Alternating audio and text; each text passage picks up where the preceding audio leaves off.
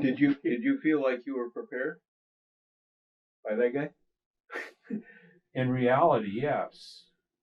Okay? Yeah. I mean, the stuff that I didn't write was that, at that moment, was my feeling. Yeah. And I felt that I had trained for this job, that I had been prepared completely for this job, and that I could do this job. And at that moment, I climbed up into the captain's chair on the wing of the bridge, never looked back. Yeah. You can be a watch officer. Yes, you are in command of the ship, the control of the ship, as a watch officer. You have a watch section working for you. But you know, you're not the final authority. There's always someone there. You've got a trained executive officer, you've got a trained operations officer, you've got people with more experience than you that are right at your shoulder, that will whisper in your ear if you need it, that will give you advice if you need it. But when you're the commanding officer, there's nobody out there with you. Ultimately, you could say it was the needs of the service at the time. Ultimately, and my detailer in Washington said, "Well, I'll send you back to Honolulu, and you'll be the executive officer on Coast Guard Cutter Blackhawk. We've got a situation there where we've got a lieutenant commander who has to rotate. We've got to move him. We've got to move his family, and I need somebody." And I said, "That's, I'm just a JJ. That's senior billet." He said, "I wouldn't offer it to you if I didn't think you could do the job." I went back to Honolulu, and I loved working buoys, and I learned from a very good commanding officer how to run a buoy tender and how to organize and reorganize a buoy tender to make it work. Along comes Vietnam, and Black Hawk is sent to the Philippines to replace the Nettle and to work in country. And it fell to me to write the organization for it, to expand it from 6 officers and 56 men to 8 officers and 63 men with all the facilities to do this. And I did it. I brought it in on time, and I brought it in under budget. And I was expecting to go with it. I was, that was part of what I was told. And I found out that no good deed goes unpunished, and they sent me to Guam.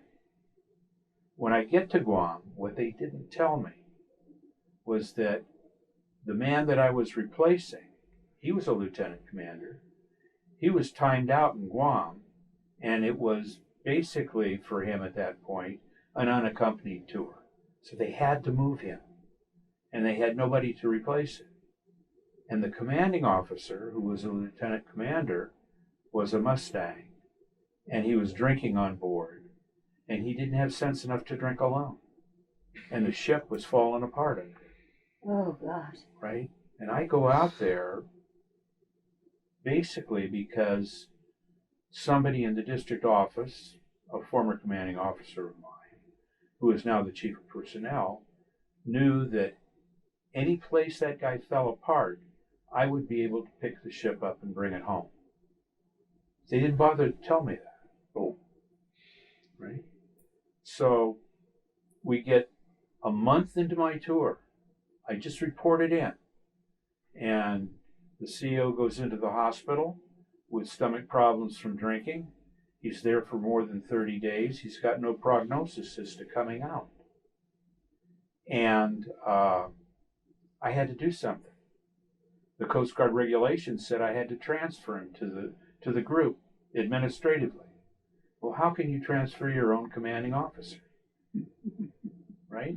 Is it an act of mutiny, or is it following orders? And I asked my operational commander, who is a flyer, excuse me, Les, what should I do, Well, he didn't know the pointy end from the round end, and he didn't care. And he didn't know what to do. So I said to him, well, Captain, do you mind if I call Honolulu and ask them? Call the district. He says, no, if you can get the time, go ahead. Well, we didn't have satellite communications. There was a war on, and it took me almost 3 weeks to get the time. But I called, and I was expecting to talk to the chief of personnel. I got the chief of personnel, I got the chief of staff, I got the chief of operations, and the district commander, Admiral Ben Engel, 3 stars, Western area, on the phone all at the same time. And they're talking to each other.